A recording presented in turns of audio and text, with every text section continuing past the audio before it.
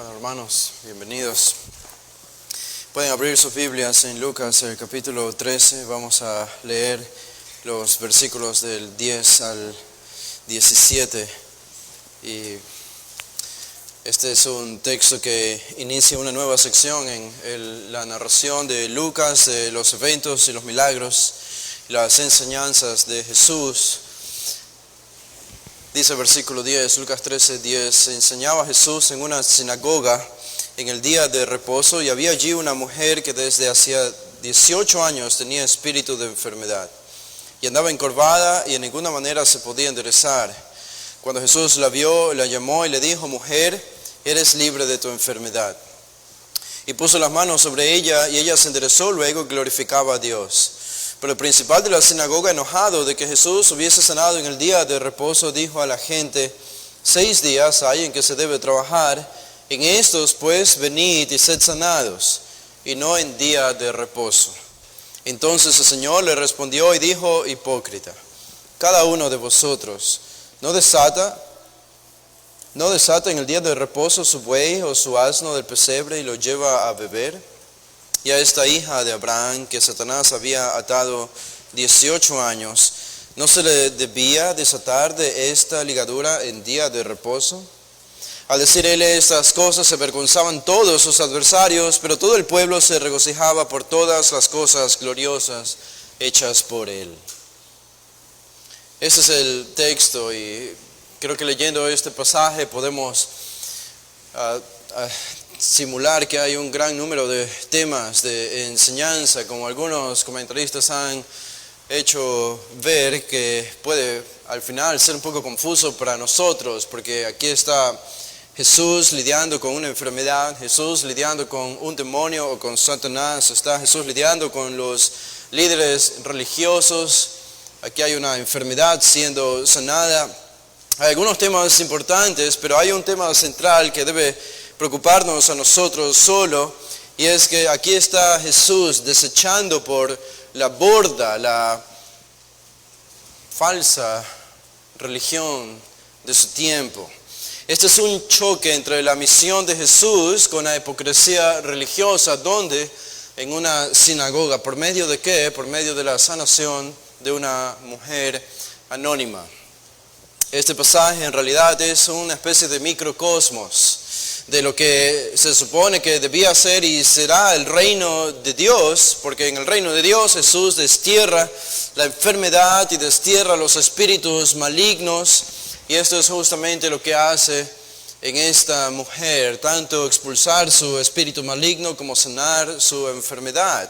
Y su misión era clara, la hemos estudiado en el capítulo 4 de Lucas. Él citó el texto de Isaías. Él había venido a predicar al año agradable del Señor. Él había venido a poner en libertad a los cautivos, a dar libertad a los oprimidos.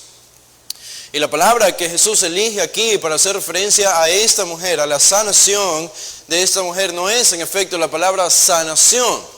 Y si ustedes se fijan en el versículo 12, Jesús dice: mujer, tú eres libre, no sana. Tú eres libre de tu enfermedad. Y en el versículo 16, haciendo de nuevo referencia a esta mujer, pero hablando con el jefe o el principal de la sinagoga, hace referencia a ella diciendo: no se le debía desatar a esta mujer de esta ligadura en el día de reposo, no sanar, sino desatar, librar, desatar, la palabra luo. ¿Por qué? Porque ninguna palabra refleja mejor en este pasaje la misión de Jesús, que Él había venido a liberar a los cautivos, a liberar a los esclavos, y este es Jesús en acción, cumpliendo su misión en esta sinagoga, liberando a los cautivos. Esta era la mujer. El Antiguo Testamento habla de esto como el carácter de Dios. En el Salmo 145:14 dice: sostiene Jehová a todos los que caen y levanta a todos los oprimidos. Dios levanta a todos los oprimidos. El Salmo 146:7, al final del versículo 7, dice: Jehová liberta a los cautivos, Jehová abre los ojos a los ciegos, Jehová levanta a los caídos. Este es un pasaje que se trata de la liberación de un alma esclava. Es este pasaje una ilustración Es una ilustración de lo que dice en Lucas 11:20, en las mismas palabras de Jesús, cuando le acusaron de expulsar demonios por el poder de Beelzebú. Jesús respondió en 11:20 y dice: mas si por el dedo de Dios hecho yo fuera a los demonios, ciertamente el reino de Dios ha llegado a vosotros. Esta era la manifestación del reino de Dios, Jesús sanando, Jesús liberando. Es lo que nos dice el mismo Lucas, el mismo autor, en el libro de los Hechos, haciendo referencia a Jesús. Dice el capítulo 10, el versículo 38, cómo Dios ungió con el Espíritu Santo y con poder a Jesús de Nazaret, y cómo éste anduvo haciendo bienes y sanando a todos los oprimidos por el diablo, porque Dios estaba con él. Esto es lo que hace Jesús en la sinagoga el día que nos encontramos en capítulo 13 de Lucas. Jesús liberando a los oprimidos por el diablo. Por eso Simeón le dijo a María en el inicio de este mismo evangelio acerca de Jesús que él sería una señal que sería contradicha, una señal de contradicción, un arma de doble filo. Unos tropezarían en él y otros serían librados por él, porque no todos aceptarían su oferta de liberación que él había venido a traer. Ahora, cuando pensamos en este texto tenemos un contexto, pero es un contexto muy general y nosotros podemos verlo en el versículo 10. Lucas no nos sitúa en una ciudad particular o en un lugar particular, ni siquiera en una sinagoga particular. La palabra o la referencia en el versículo 10 a la sinagoga literalmente es en una cierta sinagoga, en alguna sinagoga de algún lugar. Y esto es lo que Lucas nos dice, no hay un contexto tan específico. Por lo que vemos aquí, no sabemos en qué ciudad Jesús estaba, sin embargo debemos verlo desde el contexto del versículo 22. El versículo 22 dice: pasaba Jesús por ciudades y aldeas, enseñando y encaminándose a Jerusalén. Y este es el contexto, Jesús dirigiéndose a Jerusalén, visitando ciudades. Y aquí estaba Jesús en alguna ciudad de Perea, el sur de Palestina, y en cada ciudad habían sinagogas, y las sinagogas eran como una especie de iglesia para los cristianos. Para nosotros en el siglo XXI, desde la era cristiana, era tan importante para los judíos, y allí celebraban ellos su culto ordenado, estructurado y organizado ya desde tiempos intertestamentarios. Era la reunión judía más importante, aparte del templo, hasta el año 70 por lo menos, aparte del templo, era la reunión judía más importante que se celebraba entre ellos. Estudiaban la ley, aprendían, iban allí para enseñar y ser enseñados, iban allí para compartir con hermanos judíos y ser bendecidos por el Señor. Por lo menos esta era su cosmovisión de la sinagoga. Y podemos hacer la pregunta: ¿qué tiene que ver este episodio de esta mujer con el tema que Lucas viene desarrollando? Y por lo que hemos dicho, creo que eso debe ser notorio. Jesús ha venido criticando a los judíos, a la religión judía. Eso es lo último que estudiamos hasta el versículo 9. ¿Se acuerdan el pasaje anterior? Versículo 6 al 9, Jesús cuenta la parábola de la higuera estéril, una higuera infructífera. Y la idea es que esta higuera representa a Israel. Representa a los judíos de su generación que perdieron la oportunidad de creer en el Mesías, de entender las señales del reino que él estaba manifestando y de llegar al arrepentimiento. Y Jesús dice: hay aún un tiempo temporal para ustedes, pero esta higuera no da fruto, y si no da fruto será cortada y echada en el fuego.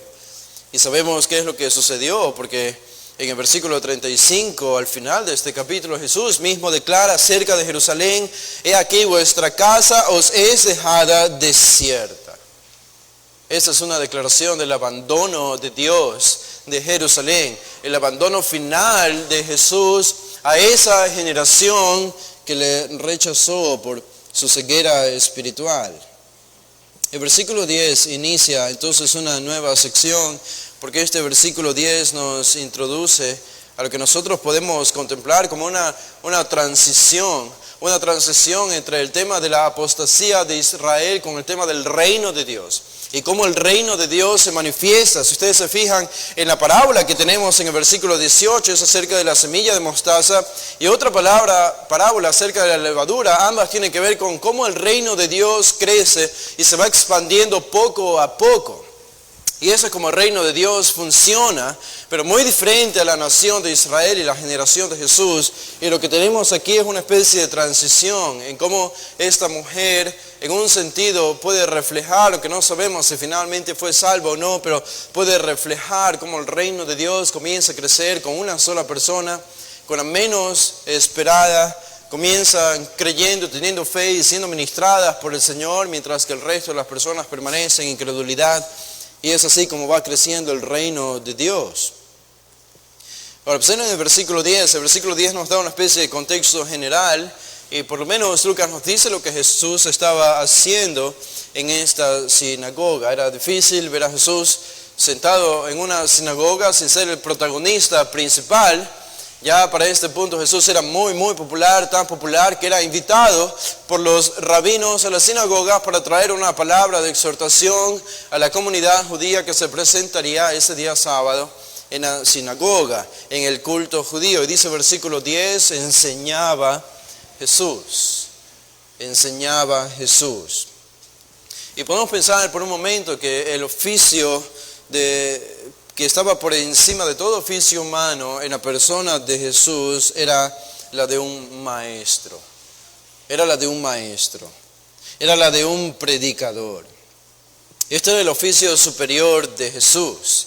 Y esto es lo que lo encontramos haciendo vez tras vez en su ministerio. Jesús, por encima de todo, era un maestro, era un proclamador.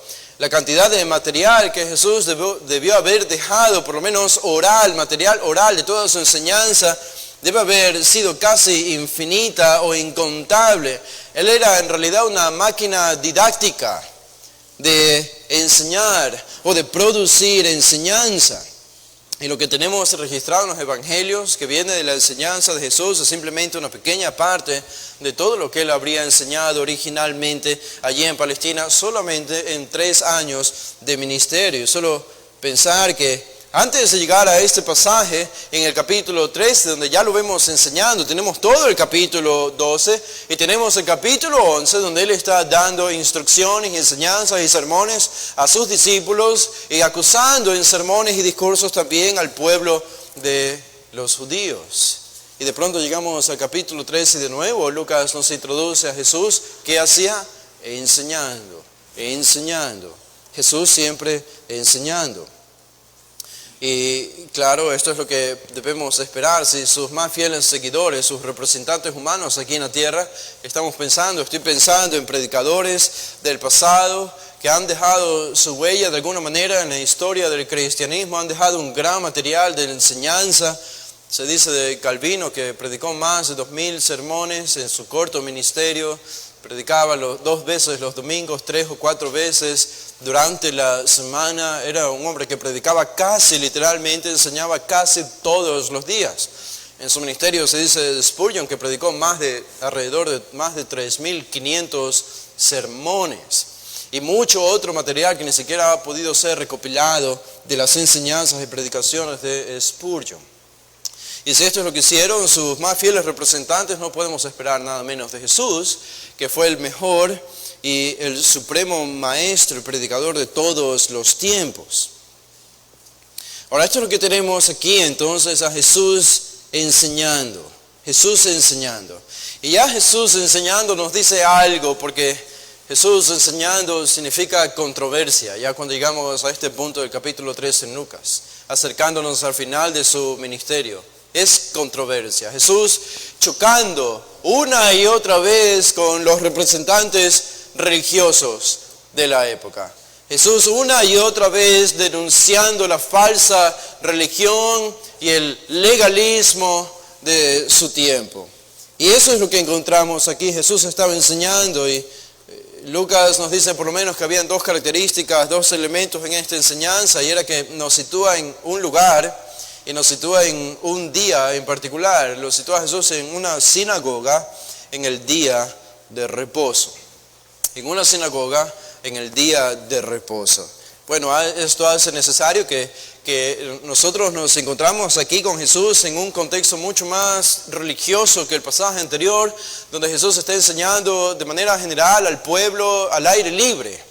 Aquí estamos Jesús en una sinagoga rodeado por judíos, alguna multitud allí, pero sobre todo religiosos también, con el jefe o el principal de la sinagoga, que era el encargado de administrar la sinagoga y tomar las decisiones acerca de quién iba a predicar ese día sábado, qué lectura se iba a leer, aunque había alguna libertad para eso, pero él era el encargado de tomar todas estas decisiones. Era día de reposo, y esta era la costumbre de Jesús: aprovechar las sinagogas para llevar a cabo su enseñanza y expandir el reino de Dios. Y Lucas nos ha introducido a todo esto en el ministerio de Jesús. En el capítulo 4, versículo 15, ya lo vemos a Jesús. Dice, enseñaba en las sinagogas de ellos y era glorificado por todos. Enseñaba en las sinagogas de ellos. En el versículo 16 del capítulo 4, vino a Nazaret, donde se había criado. En el día de reposo entró en la sinagoga. Otra vez en Nazaret, y ustedes recuerdan lo que pasó allí. En el versículo 33, también dice, otro día estaba en la sinagoga un hombre que tenía un espíritu de demonio. Y allí estaba Jesús también. En el versículo 44, y predicaba en las sinagogas de Galilea. En 6:6 también encontramos lo mismo, Jesús en una sinagoga, otro día diferente, y estaba enseñando. Era el enfoque de Jesús, fue el enfoque del apóstol Pablo, que también siguió, pero conforme progresaba el ministerio de Jesús y la hostilidad y los encuentros entre él y las autoridades religiosas se acrecentaba y se volvía más hostil, el ministerio de Jesús se volvió en un peligro para la sinagoga. Y la sinagoga llegó a convertirse en el principal centro de resistencia contra el ministerio de Jesús. La sinagoga llegó a convertirse en el principal oponente de Jesús. Simbolizó la fuerte hostilidad hacia el maestro, y por eso ya Jesús en el capítulo 12, en el versículo 11, dice, hablando a sus discípulos, cuando los trajeren ¿a dónde? En medio de la persecución, a las sinagogas. A las sinagogas. Jesús ya para este punto sabía que las sinagogas iban a ser el centro de persecución y de hostilidad hacia él y hacia sus discípulos. Por eso esta visita que tenemos, si ustedes vuelven al capítulo 13, esta visita de Jesús en esta sinagoga es la última visita que se registra en el Evangelio de Lucas. Jesús no vuelve a una sinagoga después de este capítulo 13, por lo menos en el Evangelio de Lucas, y podemos entender por qué. Jesús ya aparentemente no fue más invitado a predicar. La hostilidad ya había crecido demasiado. Ahora, vemos el versículo 11 y 12, estos dos versículos nos hablan acerca de la compasión del maestro. La compasión del maestro. Él estaba allí simplemente dando una enseñanza y él ve una necesidad y esa necesidad inflama su corazón de compasión, y no podía ser menos cuando notamos cuál era la condición de esta mujer que es introducida por Lucas. Noten el versículo 11. Y había allí una mujer que desde hacía 18 años tenía espíritu de enfermedad y andaba encorvada y en ninguna manera se podía enderezar. Aquí tenemos que en 3 cláusulas o 3 oraciones, Lucas resume cuál era la situación, deplorable situación de esta mujer. Una mujer, como decía, anónima, no sabemos nada acerca de ella, no se nos menciona su nombre, no hay ninguna sola palabra de esta mujer en todo este pasaje, no hay una conversación entre Jesús y ella tampoco, ni entre ella y los religiosos o la multitud. Esta es una mujer anónima, y de hecho todo lo que le pasa a esta mujer está descrito en verbos pasivos. A ella se le habla, a ella se le llama, ella es sanada, ella es liberada, pero ella permanece como un agente pasivo aquí. Y probablemente Lucas ya diciéndonos con esto que el principal enfoque en esta sinagoga, en este día, no era la sanación tanto de esta mujer, sino lo que apuntaba a la sanación de esta mujer y lo que provocó la sanación de esta mujer ese día en la sinagoga. Pero ¿cuál era su condición? en extremo deplorable. Dice versículo 11, la primera oración, había allí una mujer que desde hacía 18 años tenía espíritu de enfermedad. 18 años. Esto obviamente no era poco para nada. Esta era una enfermedad provocada por un demonio.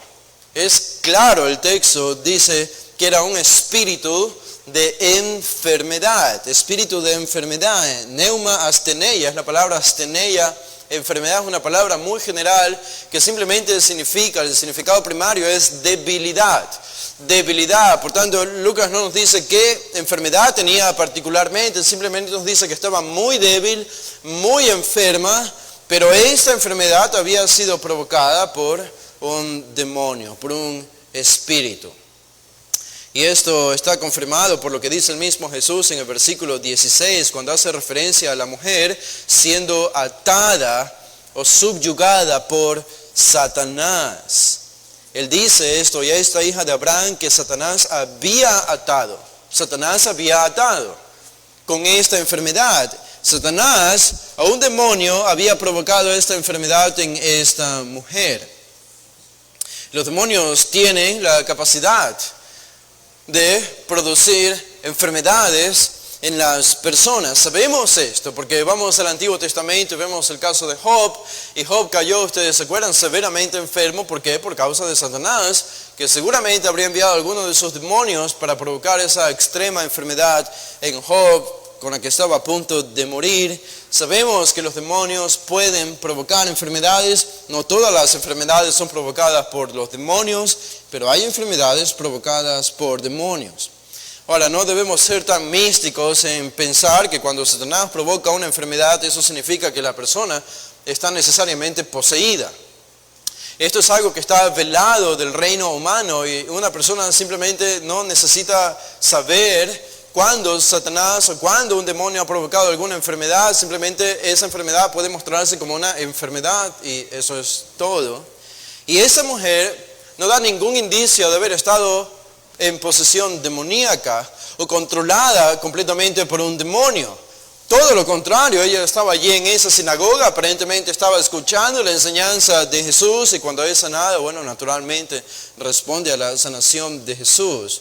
Pero nada en este episodio sugiere que ella estaba controlada por un demonio, y ni que los líderes religiosos sabían que estaba controlada o que la enfermedad había sido provocada por un demonio.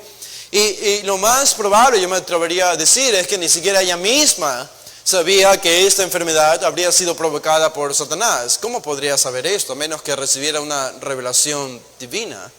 Ella no sabía esto probablemente. Simplemente lo veían como una enfermedad, una severa enfermedad. Pero Lucas nos dice a nosotros, nos revela quién estaba detrás de todo esto. Y quién estaba subyugando a esta mujer, y era el mismo Satanás. Ahora, no sabemos cuántos años tenía esta mujer y desde qué edad comenzó a padecer esta enfermedad, pero 18 años era en extremo, un tiempo suficiente para volverla al punto de no querer vivir más o despreciar su propia vida, y particularmente en esa cultura del primer siglo. Pero hay una pregunta que nosotros nos podemos hacer aquí, es ¿cuál sería la diferencia? ¿Por qué Lucas nos dice a nosotros que Satanás estaba detrás de esta enfermedad? Porque ella había sufrido estos 18 años, que ya sabemos que no era la enfermedad misma, sino que era Satanás. Pero ¿cuál es la diferencia? ¿Qué diferencia hace en el texto el hecho de que yo sepa que Satanás estaba detrás de esta enfermedad, en oposición a entender este evento como una enfermedad cualquiera que otras personas podían tener y de las que Jesús sanó miles y miles y miles de personas? ¿Por qué Lucas, en otras palabras, cree que es importante para nosotros saber que esta enfermedad había sido producida por Satanás? Bueno, porque esto pone de manifiesto el énfasis, más que otros milagros de sanación de Jesús, pone de manifiesto, como decíamos, su misión mesiánica profetizada por Isaías y declarada aquí mismo en este evangelio, en el capítulo 4. Él vino a pregonar libertad a los cautivos.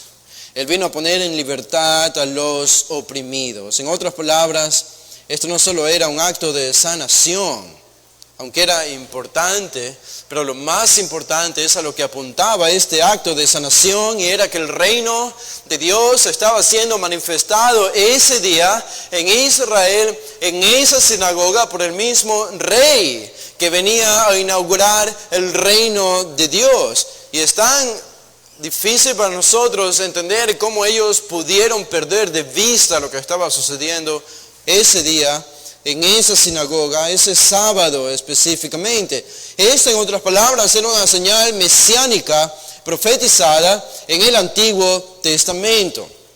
Y como Jesús lo demostró viniendo, apareciendo en esta sinagoga, viendo la necesidad de esta mujer y arrebatando a esta mujer de las garras del diablo. Y vino a Satanás y le dice: Satanás, esta mujer es libre, ahora es mía y no te pertenece más. Y Jesús la liberó. Esta era la señal mesiánica. El resultado es que ella glorificaba a Dios. Es increíble entender cómo ellos pudieron perder esto. Pero hay algo más que Lucas nos dice acerca de esta mujer, y es que la segunda frase que aparece en el versículo 11 es que andaba encorvada. Eso nos revela un poco más acerca de la situación en la que ella habría estado viviendo. Andaba encorvada.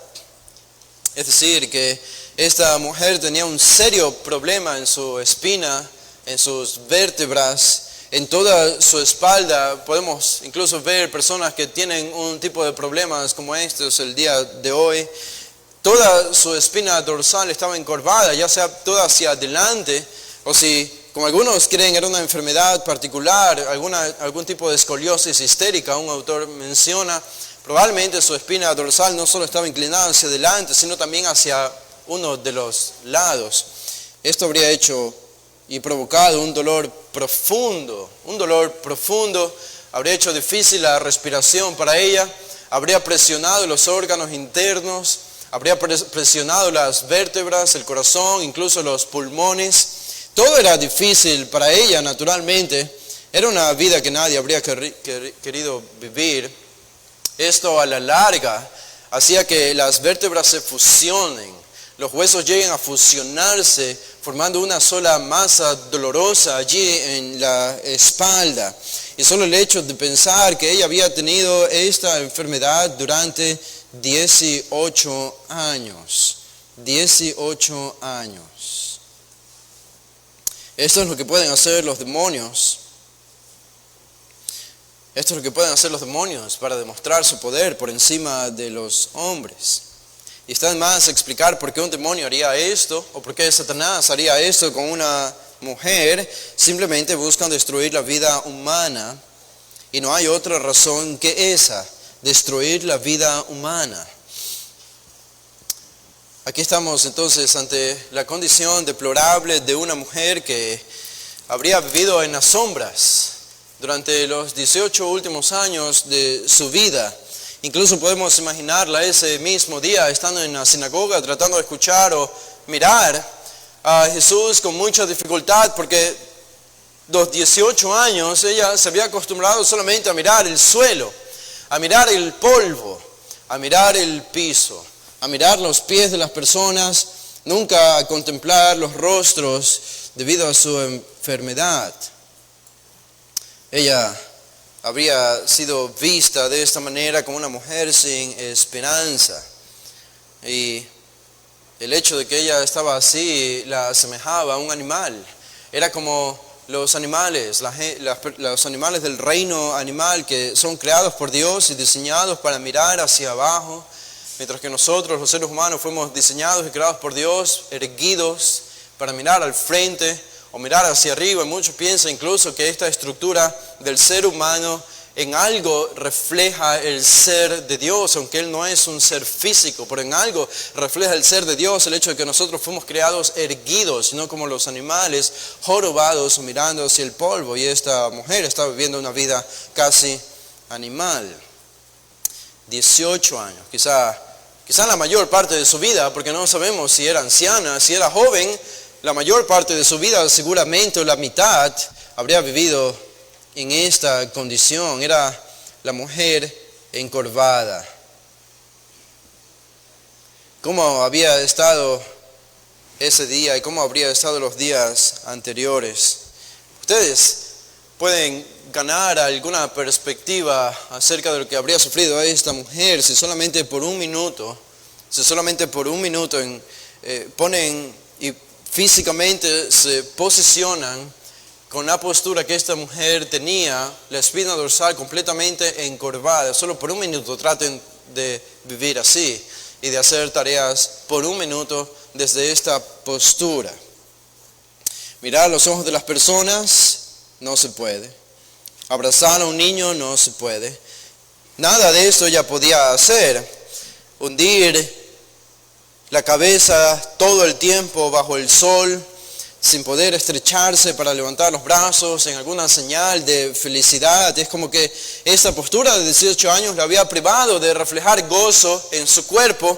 No había como reflejar gozo en su cuerpo, no había gozo en su rostro, estaba doblada hacia el polvo. Virtualmente era una mujer sin rostro.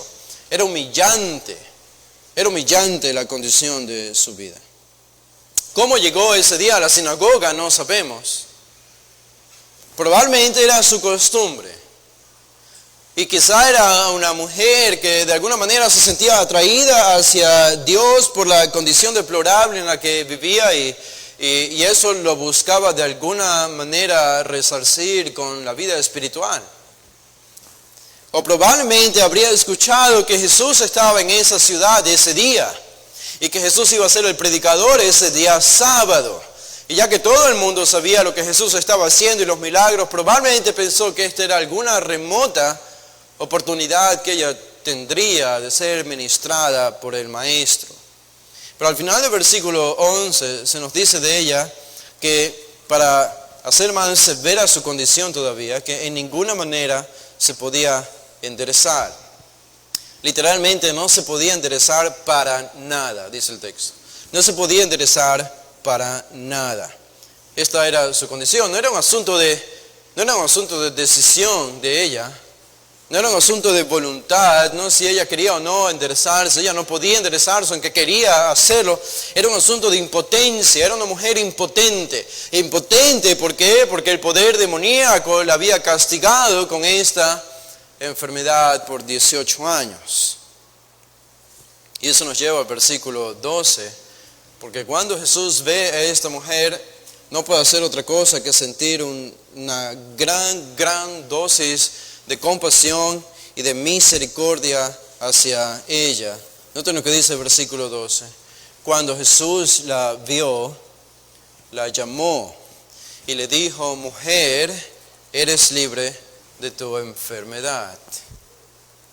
Llama la atención que no hay ni siquiera una conversación, pero la respuesta inmediata de Jesús al ver a esta mujer fue una respuesta de compasión. Una respuesta de compasión. Ahora, los religiosos no eran culpables de esto. Ellos no podían hacer nada por esta mujer. Ellos no podían sanarla y la mujer no esperaba que los religiosos hiciesen algo por ella.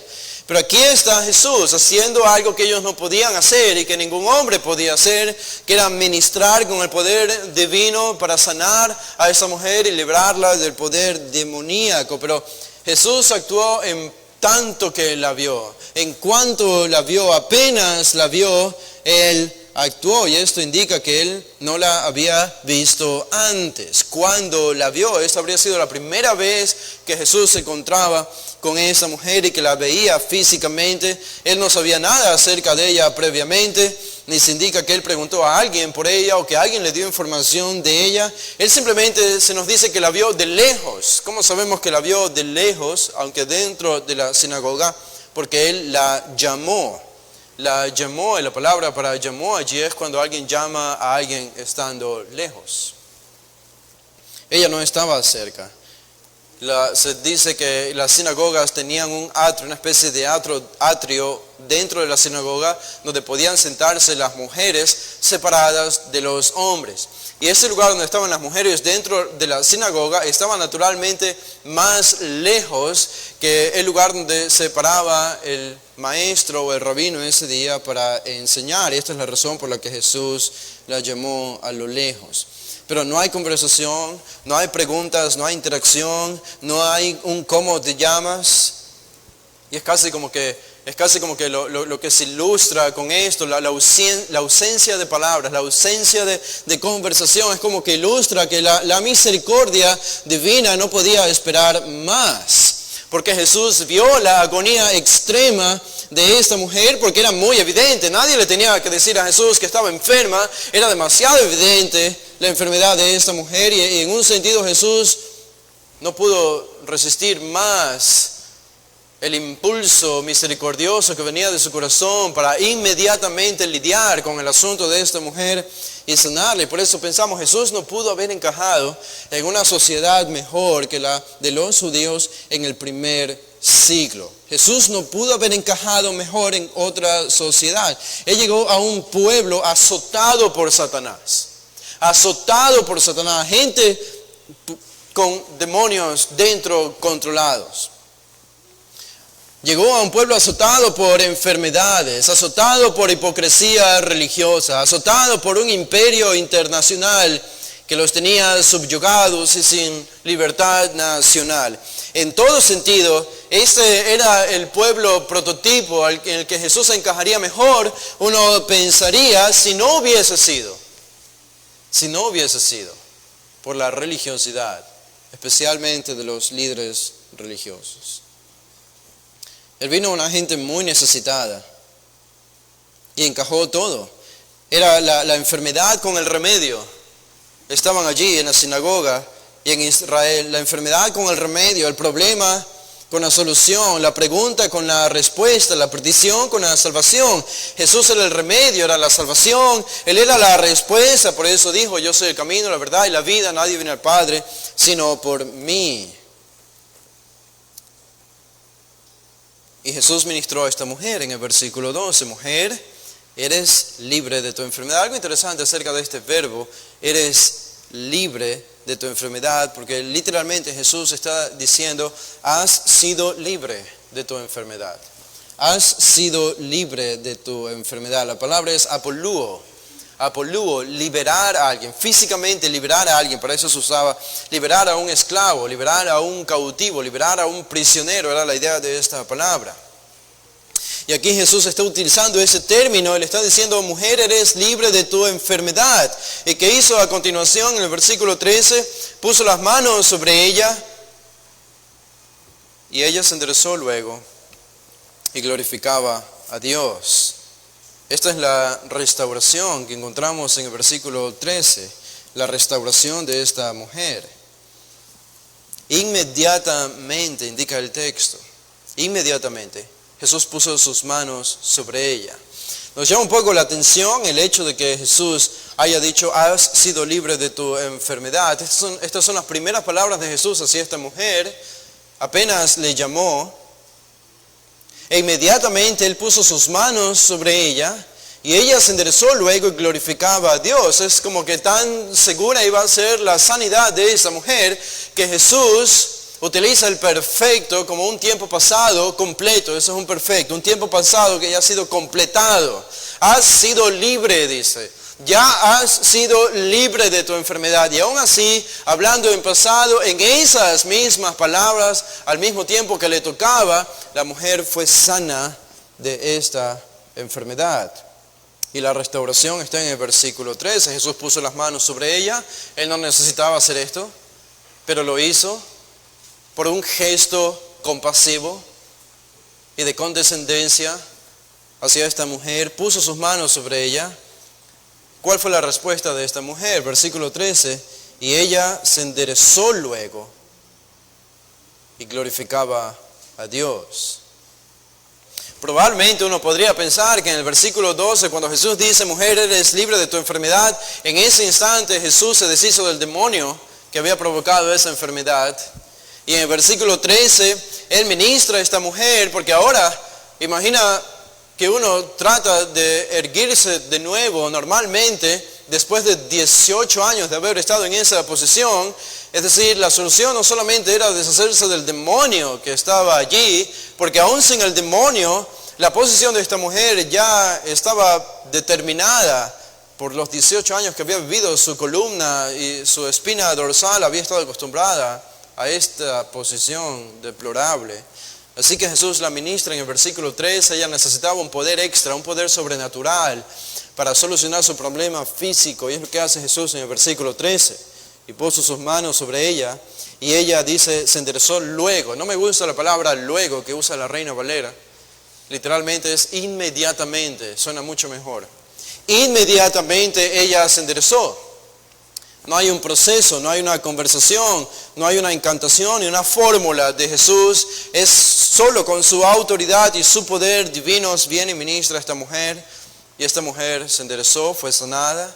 Y naturalmente su respuesta en el versículo 13, que es lo más cerca que tenemos en este pasaje, a las palabras que salen de la boca de esta mujer, es que ella glorificaba a Dios. Ella glorificaba a Dios. Esto nos haría pensar un poco que probablemente ella llegó a la salvación, que quizá el Señor le dio vida eterna, pero no podemos estar seguros. No podemos estar seguros. Tenemos otros textos y judíos glorificaban a Dios todo el tiempo con palabras y frases religiosas o del Antiguo Testamento. Nos gustaría y me gustaría pensar que esta mujer llegó a la salvación ese día y estaba allí en la sinagoga glorificando a Dios. ¡Qué evento! ¡Qué gozo! ¡Qué regocijo! Y aquí está cumpliéndose la misión de Jesús. Él vino a liberar a los cautivos. ¿Cómo? Mostrando compasión.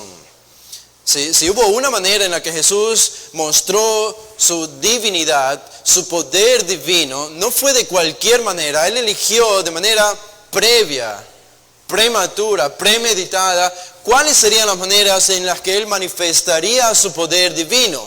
Y la manera en la que eligió manifestar sus poderes divinos en el primer siglo fue la manera que comunicaría más su compasión divina por la raza humana.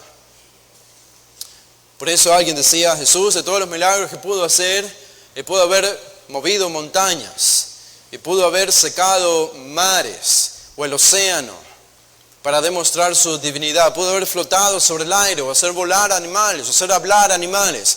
Él pudo haber hecho muchas cosas para demostrar su divinidad, pero de todos los milagros, Él eligió ministrar las necesidades de las personas. ¿Por qué? Porque lo que resalta aquí es su misericordia y su compasión divina. Y uno puede preguntarse, ¿quién en este mundo podría poner alguna oposición a la misericordia y a la compasión de Dios para satisfacer una necesidad real y humana como era la de esta mujer? ¿Quién podría oponerse a esto? Y eso es lo que nos lleva al versículo 14. Los religiosos, la religión que es más peligrosa que la inmoralidad. La religión y la religiosidad que es más peligroso que el libertinaje en esta vida. Es el grupo de personas que se opuso más a Jesús. Observen el versículo 14, porque de la restauración, aquí vamos el gozo y la algarabía, el poder manifestado de Jesús, aquí vamos a la indignación. Indignación. Detrás, en las sombras de esta sinagoga, en medio de esta algarabía y milagro y poder visible del Hijo de Dios, sanando a una mujer después de 18 años, habían unos cuantos payasos tristes, que no les gustaba para nada lo que estaba sucediendo ese día en esa sinagoga. Había unos cuantos amargados y aguafiestas, que no podían esperar la oportunidad para echarlo todo a perder. Noten el versículo 14.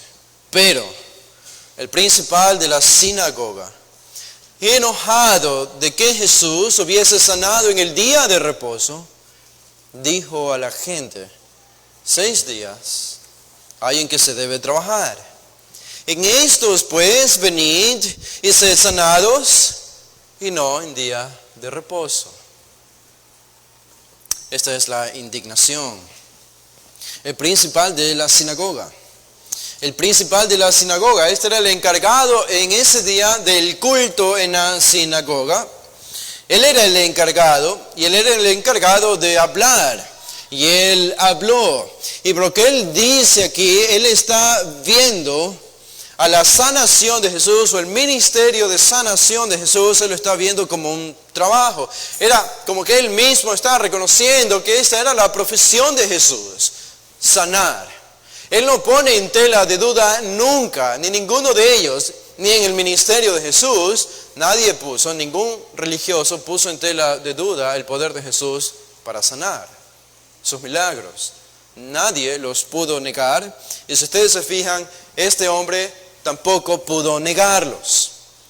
Pero ¿cuál fue su respuesta y su reacción? El contraste de la mujer al final del versículo 13 glorificaba a Dios, él estaba indignado, él estaba enojado. ¿Y cuál era la razón? La razón es esta, dice el versículo 14, de que Jesús hubiese sanado en el día de reposo. Ese era el problema para él. Sanar en el día de reposo. Ahora nosotros sabemos lo importante que era el día de reposo para los judíos. Había sido instituido por Dios en el Antiguo Testamento. En el libro de Éxodo nos dice en el capítulo 20 que fue instituido el día de reposo como un día a ser celebrado y observado por los judíos debido a que Dios había santificado ese día porque había decidido descansar ese día de su creación. Y Deuteronomio también nos dice que instituyó Dios ese día para los judíos como un recordatorio también de la redención que Dios se había hecho del pueblo de Israel en Egipto. Por tanto, ellos debían reunirse cada día de reposo. Y nosotros entendemos y sabemos muy bien cuál era la prohibición particular en el día de reposo. Esto viene del Antiguo Testamento, no era una invención de ellos, sino que en el día de reposo se prohibía trabajar. No se podía trabajar.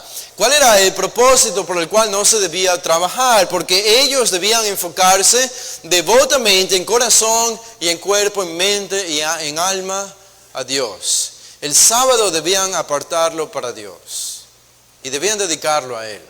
Se supone que originalmente debía ser un día de gozo en Dios. Debió haber sido originalmente un día de regocijo en meditar en las obras de Dios y en la redención de Dios, del pueblo de Israel, y meditar en todas sus bendiciones, algo similar a lo que hacemos nosotros el día domingo como iglesia cristiana, es lo que ellos tenían que hacer el día sábado. Pero ellos tenían un agregado, ellos no podían trabajar. Esa era la orden del Antiguo Testamento. No trabajarás, no trabajarás.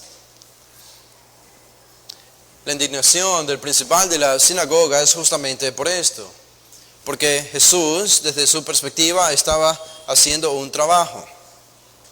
Él había sanado en el día de reposo. Había sanado en el día de reposo. Y noten las palabras del principal de la sinagoga, la segunda parte del versículo 14. Él, noten, muy interesante, él no se dirige a Jesús. ¿Por qué?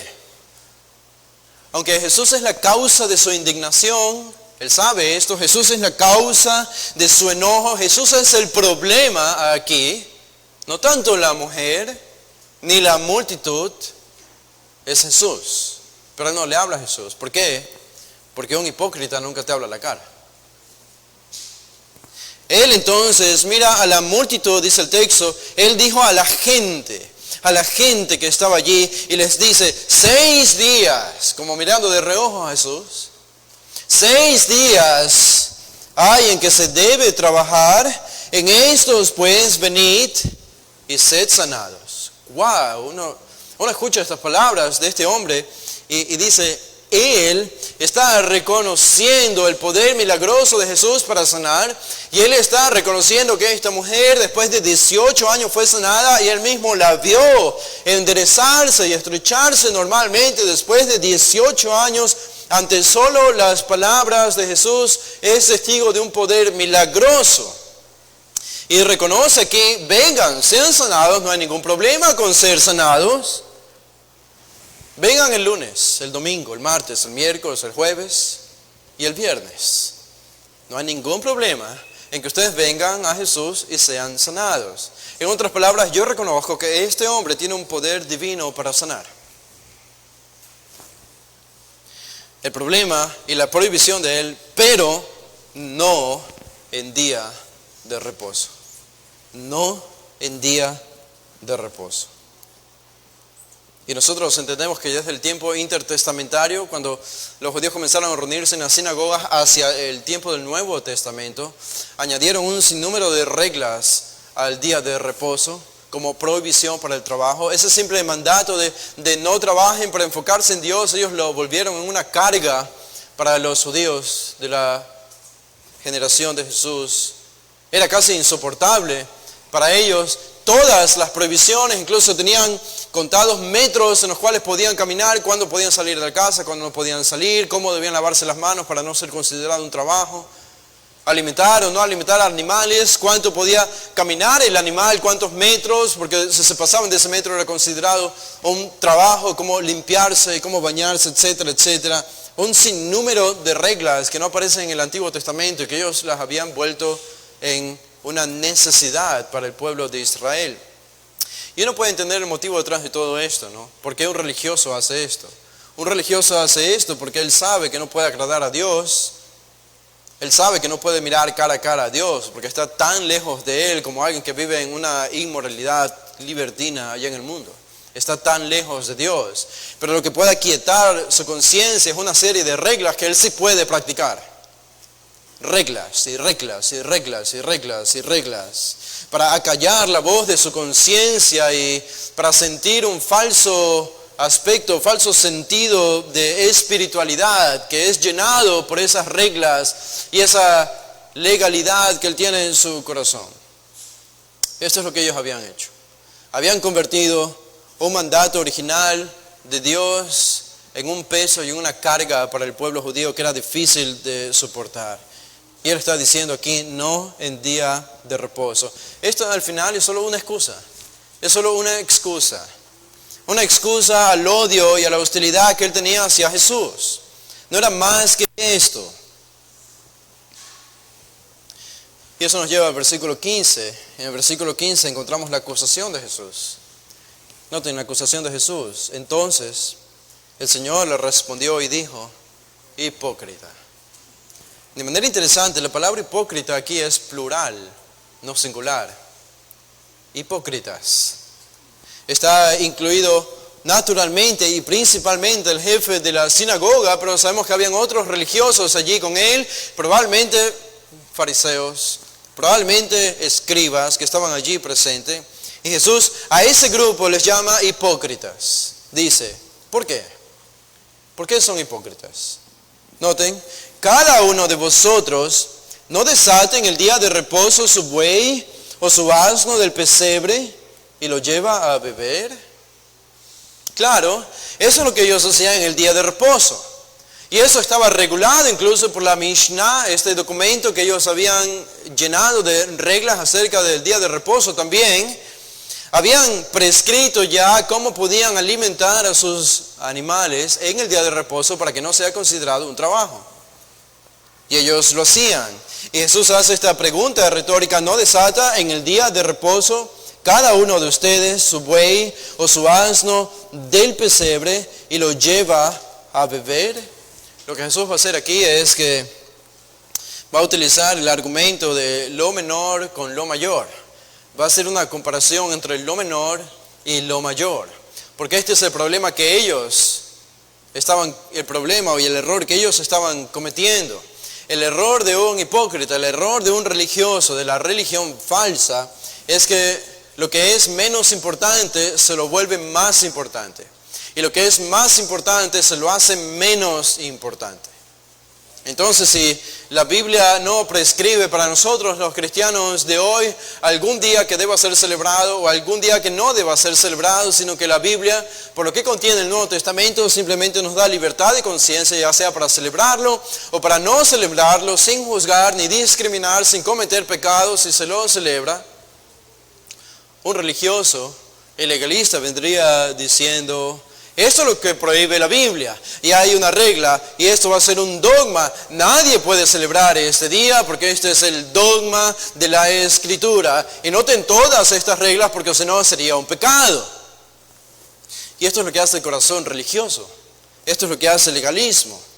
Y esto es lo que estaba haciendo este jefe de la sinagoga, era la religión pobre, la religión vacía. Y Y nosotros podemos entender por qué Martín Lutero tuvo tantos seguidores cuando clavó las 95 tesis. Podemos entender por qué tuvo tantos seguidores. Porque Europa estaba sumida bajo una religión como la de los judíos en el primer siglo. Era una religiosidad falsa, era el legalismo puro, era una mentira. Había muchas promesas, pero eran promesas vacías. Era pura religiosidad y Europa entera estaba sometida a esa religiosidad falsa. ¿Y saben qué? Las personas se dan cuenta de eso. La gente normal se da cuenta de la religiosidad falsa. Y tantos años habían estado viviendo bajo ese catolicismo legalista, religioso y falso, que cuando apareció Lutero vieron como un escape a esa religión falsa a la que Satanás los tenía subyugados. Que entonces muchos se volvieron protestantes. Y hubo un gran avivamiento y el Señor salvó a muchos. Y esto es lo que está pasando aquí. Esta gente estaba cansada de la religiosidad de los fariseos y de la religión judía. Y aquí aparece Jesús y confronta. Jesús siempre fue directo, ¿no? Jesús fue directo. No perdía tiempo en sus palabras, no gastaba palabras. No era como nosotros los ecuatorianos que somos demasiado indirectos cuando queremos comunicar algo. Somos demasiado indirectos. Jesús, la primera palabra que sale de su boca a este jefe de la sinagoga y a los religiosos, hipócritas. Son hipócritas. Ustedes alimentan y ministran y cuidan y protegen a sus animales de carga. Y dice el versículo 16, es el contraste. Esto es lo menor, dice Jesús. Para ustedes es lo mayor, pero esto es lo menor. ¿Qué es lo mayor? En el versículo 16, y a esta hija de Abraham, esta descendiente de Abraham, esta que es parte de los pactos de Dios en el Antiguo Testamento, esta que no es una gentil, es una judía, no es una pagana, es parte del pueblo de la promesa, esta hija de Abraham, que Satanás había atado 18 años, ahora ustedes entienden el juego de palabras que Jesús está estableciendo aquí, ¿no? Y en el versículo 15, no desata en el día de reposo su buey o su asno del pesebre y lo llevan a beber. No desatan. Y es la misma palabra que Jesús utiliza en el versículo 16, metafóricamente para decir que así, esta mujer estaba atada a Satanás 18 años, como un animal de carga al tronco de un árbol o al pesebre. Y Jesús dice, ¿no se le debía desatar de esta ligadura en el día de reposo? Jesús no solo reconoce que este hombre estaba en el error, estos religiosos estaban acusándolos falsamente. Al final nosotros podemos hacer la pregunta, si ellos están acusando a Jesús de hacer una obra el día de reposo, o estaban acusando quizás a la mujer de hacer una obra en el día de reposo, a la multitud, nosotros bien podemos hacer la pregunta, ¿dónde está la obra? Incluso leyendo la Mishnah y las provisiones que ellos habían agregado a la ley del Antiguo Testamento, nos hacemos la pregunta, ¿dónde está el quebrantamiento del día de reposo en lo que Jesús hace aquí? Porque hasta donde sabemos, Él simplemente pronunció unas palabras a esta mujer.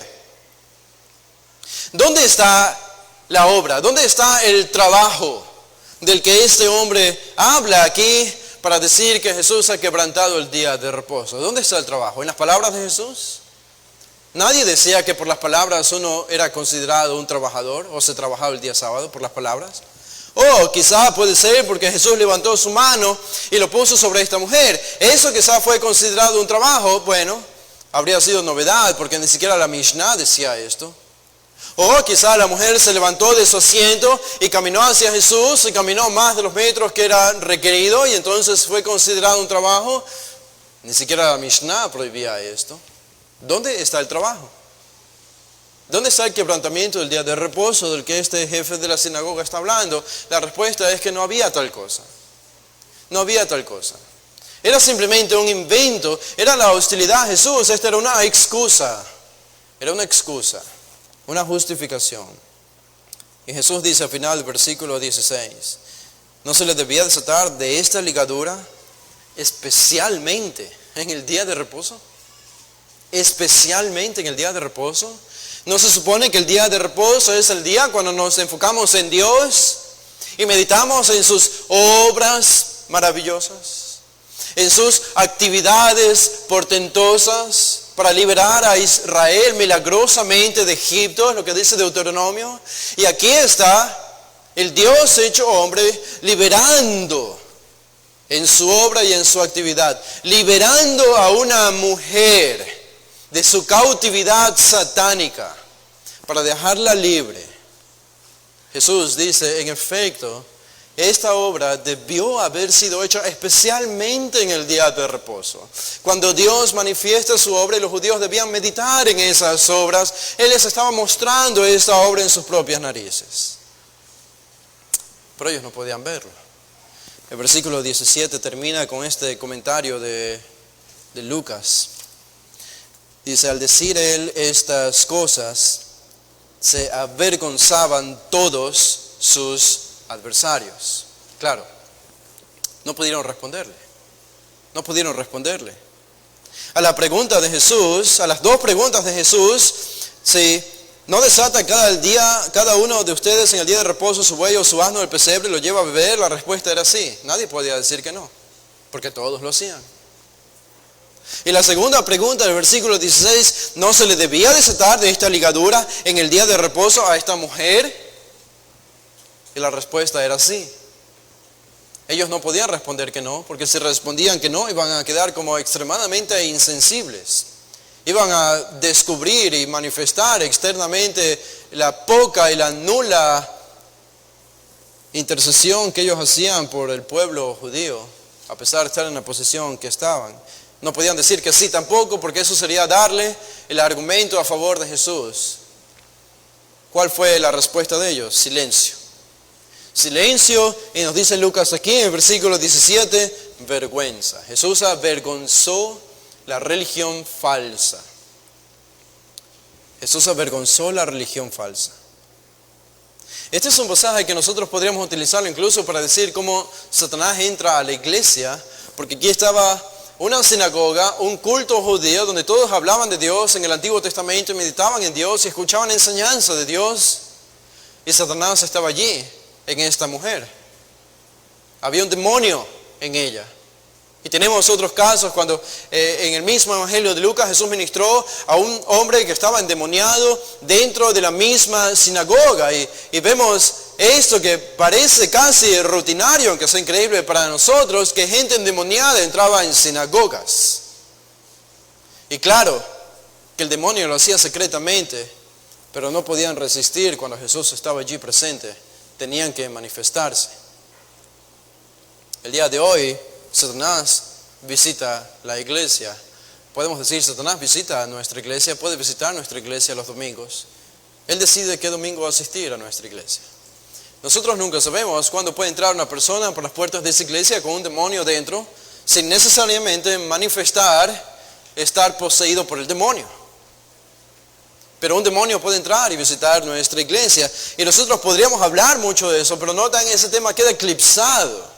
Ese tema queda en un aspecto secundario. ¿Por qué? Porque el aspecto real y más importante de este pasaje no es tanto el demonio siquiera o Satanás estando en un culto de la sinagoga, sino algo peor que eso.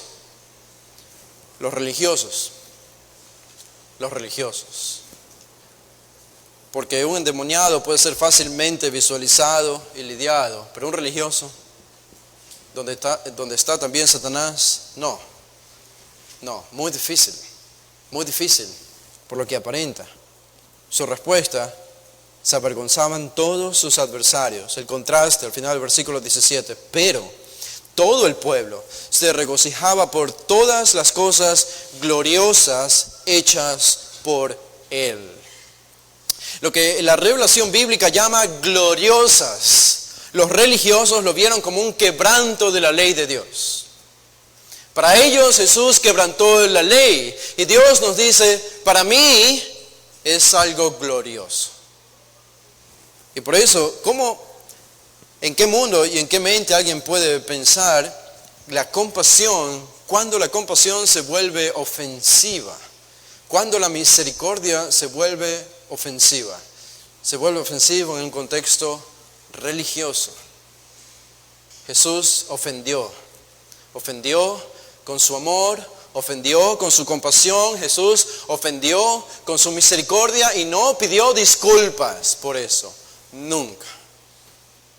Nunca. Y eso es lo que Él ha dejado como legado para nosotros. El mensaje del Evangelio divide, ofende con su amor, con su misericordia y con su compasión, ofende a la religión falsa de nuestro tiempo. Eso es lo que somos en un sentido, y eso hemos sido llamados a hacer hasta que Él vuelva. Vamos a orar para terminar. Padre, te damos gracias, Señor, por este tiempo. Gracias por este pasaje tan rico en enseñanza, algo oscuro, Señor, en la revelación bíblica. Solo Lucas registra un episodio como este, pero tan pertinente para nosotros, Señor, y en el que tú nos recuerdas de tu gran compasión, de tu gran poder, y nos adviertes contra el peligro de la religiosidad, del legalismo, y de pensar que a veces podemos ser como Saulo, pensamos que estamos sirviéndote cuando estamos persiguiéndote. Y te pedimos que nos libres de ese error, porque nuestro corazón tiene esta tendencia. Y haznos ver tu palabra de manera clara, de manera nítida, y que tome su lugar en nuestro corazón, y tú desarraigues el pecado de nosotros y la apariencia y la religiosidad, para que la semejanza de Cristo pueda verse reflejada en nuestra vida. Libra, Señor, a la gente que está perdida en religiones falsas.